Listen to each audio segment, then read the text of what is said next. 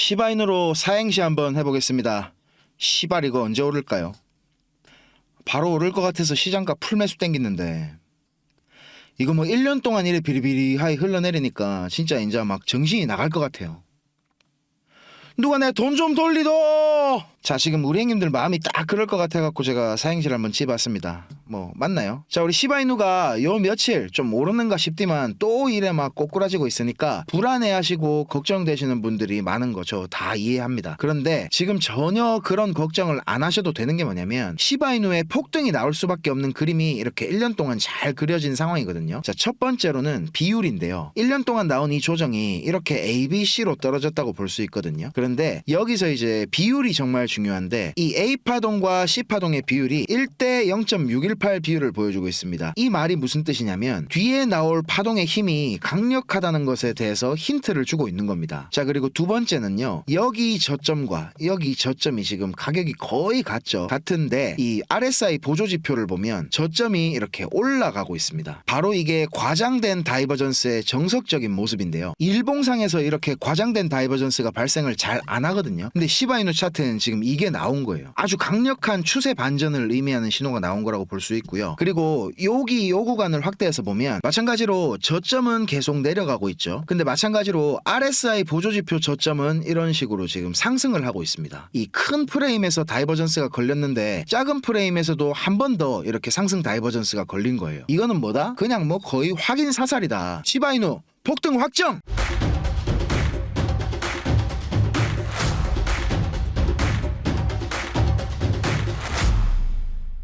자, 이런 기술적인 부분 말고도 시바이누가 다른 밈코인들과 차별화되는 부분이 여러 가지가 있거든요. 자체 이더리움 레이어2 네트워크인 시바리움 생태계 안에 여러 가지 프로젝트들이 있지만 저는 그 중에서도 제일 기대가 되는 부분이 하나 있습니다. 올해 1월에 이렇게 수석 개발자 시토시 쿠사마가 짧은 팟캐스트 영상을 통해서 밝힌 내용이거든요. 바로 자체 스테이블 코인인 쉬를 출시하겠다고 밝힌 겁니다. 쉬도 마찬가지로 미국 달러 기반의 스테이블 코인인데 특이한 점은 스테이블 코인 한 개에 1달러가 아니라 10개의 1달러, 그러니까 하나에 0.1달러 가치에 맞춰진다는 겁니다. 아마 미국 달러 기반 스테이블 코인 중에서 최초로 0.1달러에 패깅되는 코인일 것 같고요. 시바이누 생태계 안에 수많은 프로젝트들 중에서 제가 왜 이 스테이블 코인에 기대를 걸고 있냐면요. 여러분 아시다시피 미국의 부채는 정말 엄청난 규모로 증가를 하고 있습니다. 우리 돈으로 지금 5경 3천조라는 이런 금액에 육박하는 부채가 지금 실시간으로도 증가하고 있고 미국이 한 해 이 이자로만 부담하는 게 1,500조가 넘어가고 있습니다. 진짜 어마어마하죠. 1년 미국 국방 예산보다 이게 훨씬 더 많은 금액이거든요. 지금 트럼프가 일론 머스크를 정부 효율성위원회 수장으로 데려다가 하고 있는 일이 다 이것 때문입니다. 필요 없는 인력들을 감축하는 것도 결국 미국 부채의 근본적인 원인을 없애려고 하는 겁니다. 금본위제가 폐지된 이후로 미국 달러의 패권을 유지하는 게 바로 페트로 달러였죠. 국제 원유 거래에 달러만 사용할 수 있게 만들면서 모든 국가들이 달러를 강제로 사용해야만 했는데요. 이런 페트로 달러의 힘을 무력화시키는 움직임이 지금 브릭스 국가들을 중심으로 나타나고 있습니다. 바이든 정부 때 사우디가 브릭스에 가입을 하면서 이 문제가 대두되기 시작을 했습니다. 브릭스 국가들 간의 무역의 기존에 이제 사용되던 미국 달러 대신에 자체적인 블록체인 결제망을 구축하려는 움직임이 지금 본격화되고 있죠. 이런 움직임이 있다는 것 자체로 미국 달러의 위상이 지금 흔들리고 있고 트럼프가 타고난 장사꾼이기 때문에 이런 부분을 진짜 너무나도 잘 알고 있습니다. 그래서 미국이 앞으로 주목하고 있는 게 바로 우리 크립토 시장, 그 중에서도 스테이블 코인을 독점하는 겁니다. 지금 크립토 시장의 대부분의 거래는 테더 위주로 일어나고 있죠. 그런데 미국 정부 입장에서는 이 USDT, 테더가 그동안 눈의 가시였습니다. 준비금에 대한 투명한 공개가 그동안 이루어지지 않았고 그마저도 비트코인이 거의 대부분이라서 비트코인 가격이 많이 떨어지게 되면 테더가 과연 준비금을 100% 이상 보유할 수 있는지 이런 의문이 항상 제기되어 왔었습니다. 그런 와중에 이제 유럽연합의 미카법 시행으로 테더의 입지가 지금 좁아지고 있는 상황인데요. 자, 미국이 구상하는 것은 이런 그림입니다. 미국이 규제하고 승인하는 모든 달러 기반의 스테이블 코인의 준비금을 미국 달러 현물이나 아니면 단기 국채로 100% 이상 뒷받침을 해야만 승인을 해주는 겁니다. 그렇다면 크립토 시장에서 스테이블 코인 사업을 하는 거의 모든 기업들은 좋든 싫든 미국 국채를 의무적으로 매집해서 갖고 있어야 되고 이런 준비금의 일정 부분까지 이제 담보를 잡아가지고 추가적으로 미국 국채를 대출을 해주는 플랜을 갖고 있습니다. 그렇게 된다면 미국 국채의 규모를 무한하게 증폭시킬 수 있다는 계산이 나온다는 거예요. 크립토 시장을 통해서 페트로달러 체제보다 훨씬 더 강력한 달러 패권을 만들 수가 있다는 계획입니다. 이런 미국 정부의 계획과 시바리움 개발팀의 목표가 정확하게 지금 일치하고 있는 상황이기 때문에 앞으로 시바이누의 스테이블 코인 쉬가 출시되게 된다면 시바리움 생태계로 그동안과는 비교가 안 될 정도의 자금 유입이 일어나게 될 것이고, 시바리움 생태계와 시바이누 코인은 그동안처럼 밈코인이 주목받을 때만 뭐 반짝 오르고 마는 게 아니라 꾸준하게 성장이 가능한 명실상부 메이저 알트코인으로 탈바꿈하게 된다는 겁니다. 그리고 우리 시바이누는 탄생 배경부터 이제 도지코인을 잡겠다고 나왔죠. 그런데 같은 밈코인이지만 도지코인과 시바이누는 상당한 차이가 있습니다. 도지코인은 그 비트코인을 하드포크해서 만들어진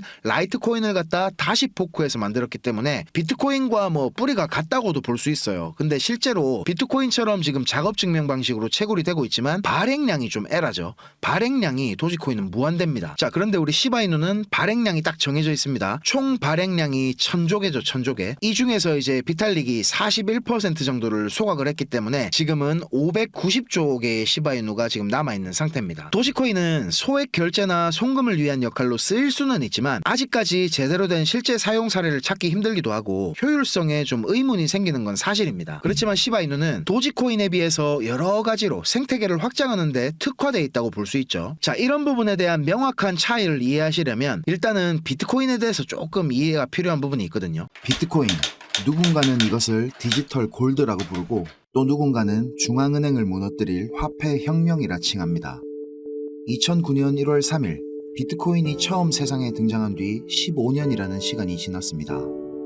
15년이라는 오랜 시간 동안 비트코인을 둘러싼 수많은 퍼드와 사건들이 있었음에도 불구하고 2024년 11월 12일 비트코인은 바이낸스 거래소 기준으로 무려 9만 달러에 육박하는 가격을 달성하면서 은혜의 시가총액을 넘어섰습니다. 우리 돈으로 2,400조 원이라는 어마어마한 규모의 자산으로 성장한 건데요. 마이크로소프트, 구글, 애플, 엔비디아, 그리고 아마존 같은 세계적인 빅테크 기업들과 견줄 정도로 몸집이 커진 비트코인. 이런 비트코인이라는 시스템을 만든 베일에 쌓인 인물, 다들 누군지 아시죠? 코인 투자 경험이나 관심이 없는 사람들도 한 번쯤은 다들 들어보셨을 이름, 바로 사토시 나카모토입니다.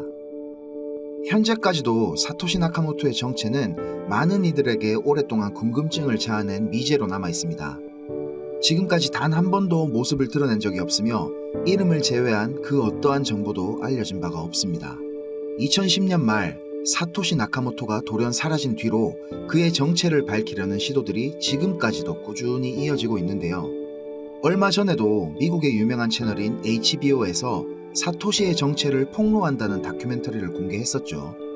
다큐멘터리 방영을 앞두고 예고편을 발표했을 때 감독인 컬렌 호백은 비트코인 창시자 사토시 나카모토의 정체를 폭로하겠다며 전 세계적으로 어그로를 끌었습니다. 그 덕분에 크립토 시장은 그동안 연구유실이나 다름없다고 생각하고 있었던 사토시 나카모토의 비트코인 110만 개, 원화로 무려 100조 원이 넘는 물량이 그 모습을 드러내는 것이 아닌지에 대한 걱정으로 한동안 불안한 상황을 겪기도 했었는데요. 소문난 잔치에 먹을 것 없다 라는 말조차 무색할 정도로 빈약한 음모론과 얕은 논리 전개로 비트코인 커뮤니티와 암호화폐에 관심을 가진 사람들에게 실망만을 안겨줬습니다. 비트코인을 신봉하는 많은 사람들이 HBO의 다큐멘터리에 실망을 하는 이유는 HBO의 다큐멘터리가 방영 전부터 심하게 어그로를 끌면서 사토시의 정체를 폭로하겠다고 확언을 했기 때문이겠지만, 그동안 유력하게 사토시 나카모토라고 추측되던 사이퍼펑크들의 이야기가 너무나 공교롭기 때문이기도 할 겁니다. 사토시 나카모토로 유력하게 추측되는 첫 번째 후보는 닉 자보입니다.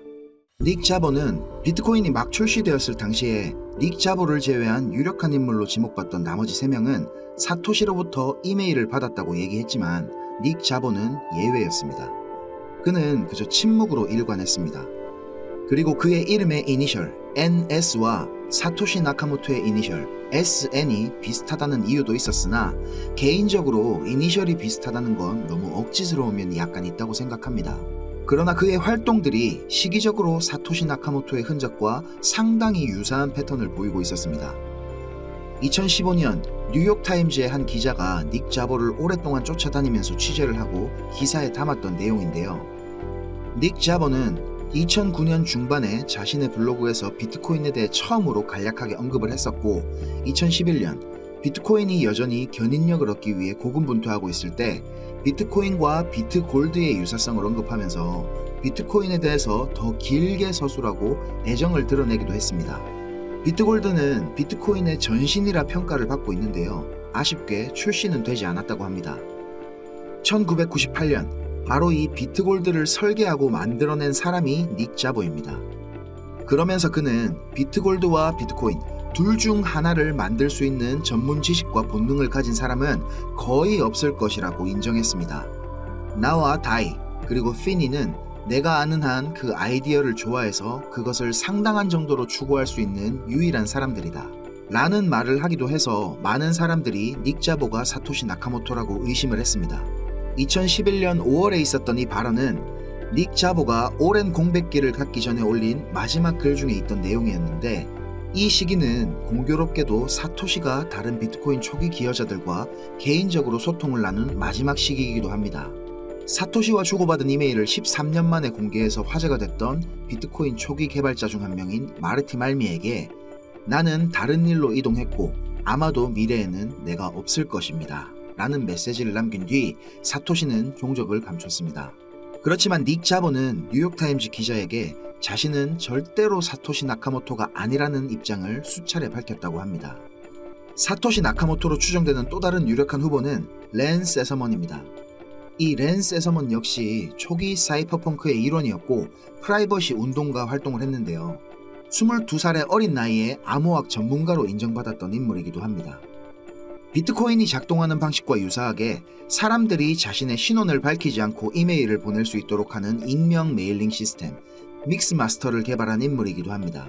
이 믹스마스터는 메일을 전송하지만 비트코인은 거래 데이터를 전송한다는 차이만 있기 때문에 많은 사람들이 암호학의 천재로 인정받았던 이 랜 세서먼이 사토시로 의심받는 것은 어쩌면 당연한 일이었을지도 모릅니다. 그리고 또 랜 세서먼을 사토시 나카모토라고 추측하는 유력한 근거 중에 하나는 사토시와 마찬가지로 영국식 영어를 사용한다는 점입니다. 흥미롭게도 랜 세서먼은 미국인임에도 불구하고 사토시처럼 영국식 영어를 사용했는데요. 이것 말고도 랜 세서먼이 사토시로 의심받는 근거가 또 있습니다. 바로 사토시라고 유력하게 추측되는 또 다른 인물, 할 피니와 가까운 사이였다는 것입니다. 둘은 PGP라는 컴퓨터 파일 암호화 프로그램의 개발자로 함께 일했고 절친한 친구 사이였습니다. 2014년 3월 미국의 주간지인 뉴스위크가 LA에 살고 있는 일본계 미국인이고 컴퓨터 엔지니어인 도리안 사토시 나카모토가 진짜 사토시 나카모토라는 특종 기사를 냈습니다. 당연히 그는 아니라고 부인을 했지만 뉴스위크의 끈질긴 보도 때문에 그는 직장에서 실직을 하게 됩니다. 그리고 나서 뉴스위크를 고소하는 사건까지 발생을 했었는데요. 사라졌던 사토시 나카모토가 3년 만에 게시판에 나타나서 I'm not Dorian Nakamoto 라는 짧은 글을 쓰면서 이 해프닝은 일단락됐습니다. 그런데 이 도리안 사토시 나카모토가 살고 있던 동네 이웃 중에 하나가 바로 할 피니였습니다. 할 피니와 가깝게 지내던 랜 세서먼이 정말 사토시 나카모토라면 할 피니의 이웃에 살던 도리안 사토시 나카모토의 이름을 착안했을 가능성도 있기 때문입니다. 그런데 불행히도 랜 세서먼은 31살이라는 젊은 나이에 스스로 생을 마감했습니다. 우울증과 기능성 신경장애로 오랜 시간 동안 힘들어했다고 하는데요. 랜 세서먼이 마지막으로 남기고 간 미완의 연구가 비트코인의 설계와 유사한 익명 시스템이기도 했고 그가 사망한 시기도 공교롭게도 사토시가 사라졌던 그 시점의 2달 뒤라는 것이 그가 정말 사토시 나카모토일지도 모른다는 추측에 힘을 더하고 있습니다. 그리고 할 피니, 여전히 많은 비트코인 맥시들이 진짜 사토시 나카모토라고 추측하고 있는 인물이죠. 할 피니 역시 암호학에 대한 전문 지식이 뛰어났고 사이퍼펑크 활동에 참여하면서 해커로 활동했었습니다. 많은 사람들이 할 피니가 사토시가 아니라고 할지라도 분명히 할 피니의 주변에서 사토시를 찾을 수 있다고 확신하는 이유가 몇 가지 있는데요. 할 피니는 사토시가 보낸 비트코인의 첫 번째 수령인이었습니다.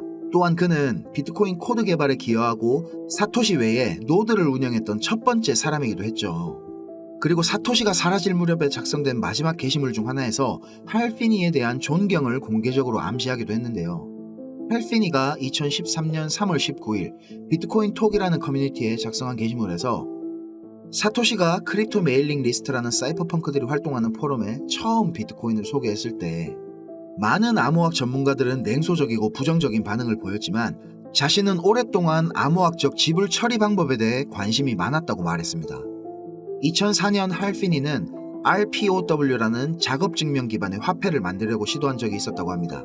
이 RPOW라는 기술이 바로 지금의 비트코인 채굴 방식인 POW, 작업 증명 방식의 전신입니다.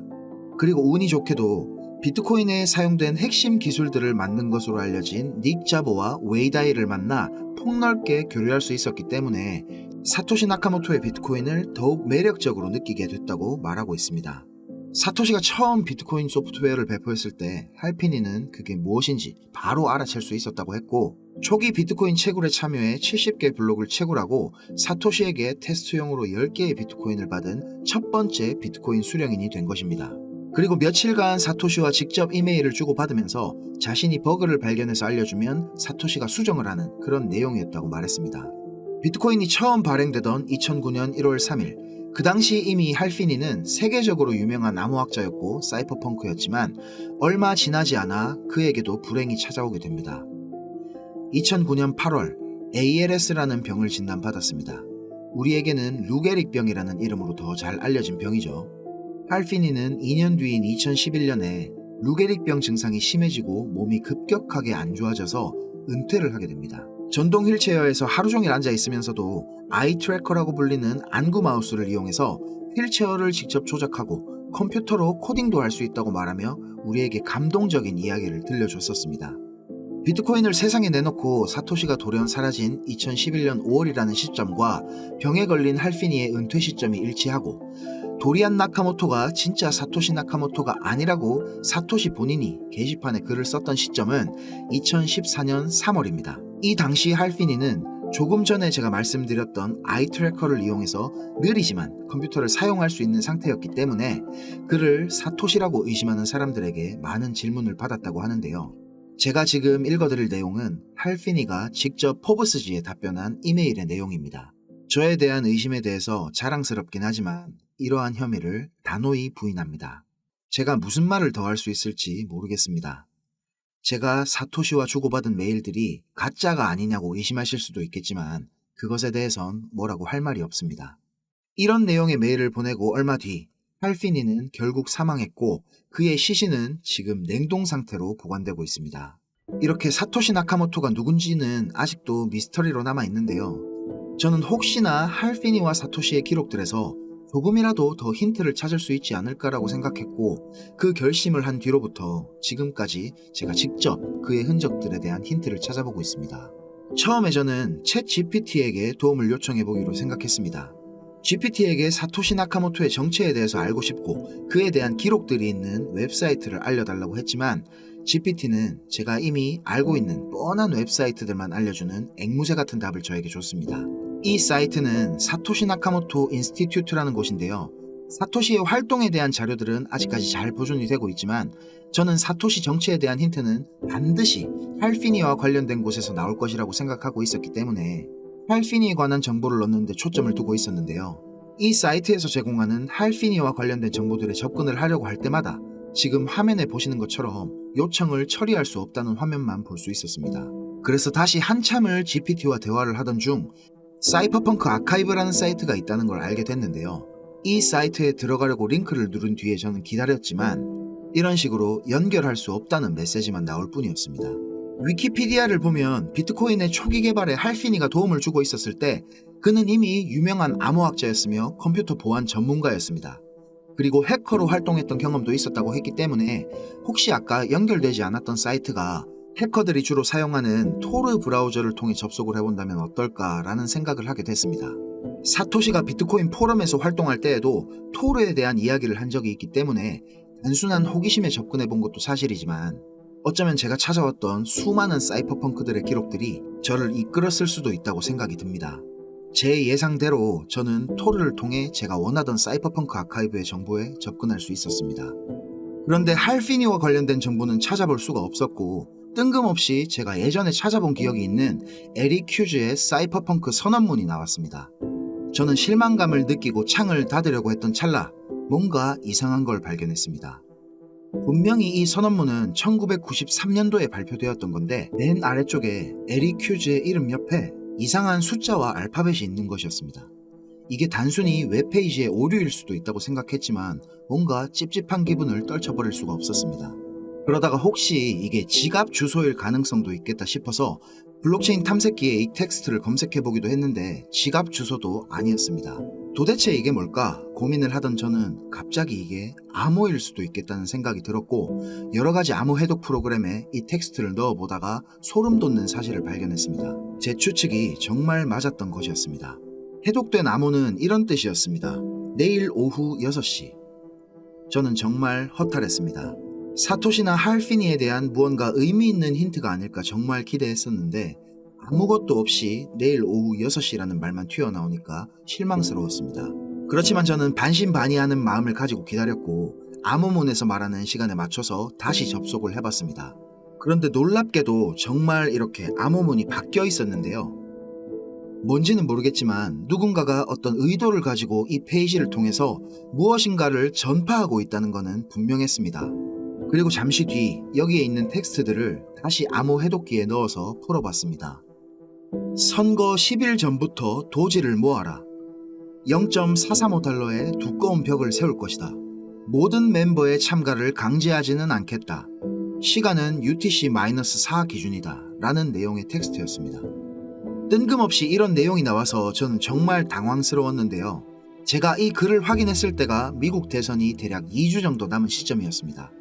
여기서 말하는 선거는 당연히 미국 대통령 선거라는 생각이 들었고 그 당시에 제가 차트를 확인해보니까 도지코인 가격이 0.14달러가 조금 넘는 정도였는데 0.43달러는 조금 말도 안 되는 거 아닌가 싶은 생각이 들었지만 믿져야 본전이라는 생각에 저는 시간을 가지고 한번 지켜보기로 마음을 먹었습니다.